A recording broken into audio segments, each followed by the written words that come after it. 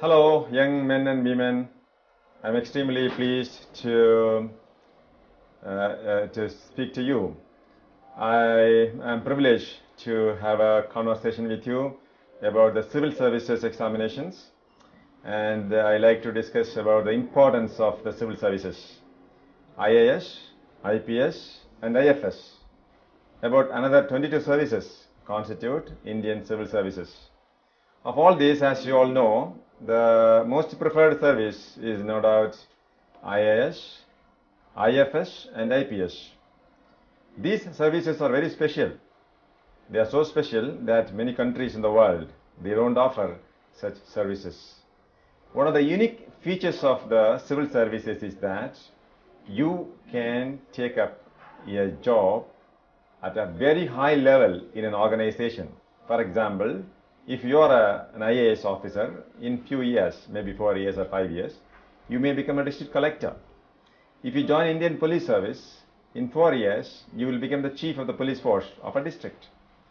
In the IFS, you may occupy a very important, significant position in a foreign country in the External Affairs Ministry. Similarly, railway service, postal service, Indian Revenue Service, Income Tax Service, any service you name, you are in the top of the organization at a very young age. This is a very special feature of the service. Civil services like IAS, IPS, and IFS offers you a very special status in the society. What the psychologists call recognition. Do you know one of the strongest needs of a person, a man or a woman, is recognition. And you get recognition at a very young age if you pass the civil services examinations. The society will turn and look at you.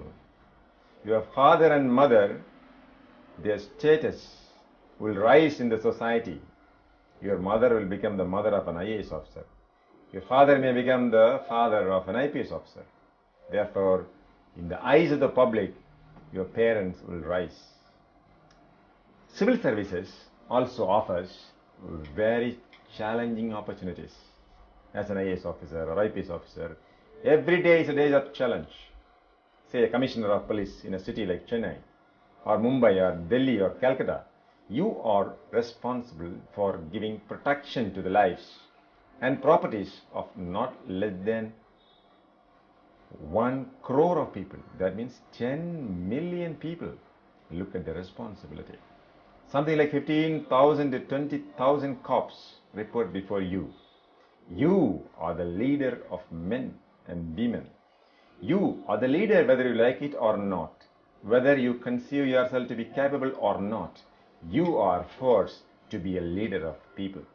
Therefore, this service gives you enormous opportunity of service, particularly in the police, of the adventure, and of course to taking action which give you enormous satisfaction of having done the job. Civil services also gives you additional responsibilities, privileges. There are certain privileges which I cannot even explain to you. As an IAS officer or an IPS officer, you are somebody in the society. A lot of responsibilities vested with you, privileges, powers. And do you know, an IAS officer or IPS officer, sometimes they head the public sector undertakings. You are not merely a bureaucrat. Sometimes you will be given special responsibilities to head an organization like BEL, Bharat Heavy Electrical Limited, something like SAIL. Do you know the SAIL as an organization is so vast that its budget is more than the budget of any state in the country today? Therefore, such an organization you can head. And some very special feature of this civil services is, even after retirement, either the government or a private company is more than willing to take you in a very high senior position as its managing director. Today, retired IAS officers and IPS officers could even become a governor of a state. The present advisor to the government of India, in the security advisor, is a retired IPS officer. Now he has been discharging a very important and significant responsibility as the security advisor to the government of India.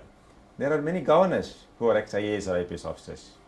Therefore, as an IAS officer or IPS officer or IFS officer, there is no retirement to you. Therefore, very special service, very challenging service, significant service. a service which give you a name, a fame, a recognition, and above all, of course, a very reasonable salary.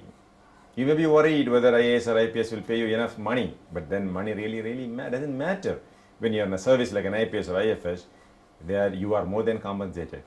The very job is a challenge. The very satisfaction you derive cannot be matched with any other job. Therefore, you can consider joining the Indian IAS, Indian Administrative Service, Indian Police Service, Indian Foreign Service, and a host of 22 other services. You're welcome into the realm of the Indian civil services.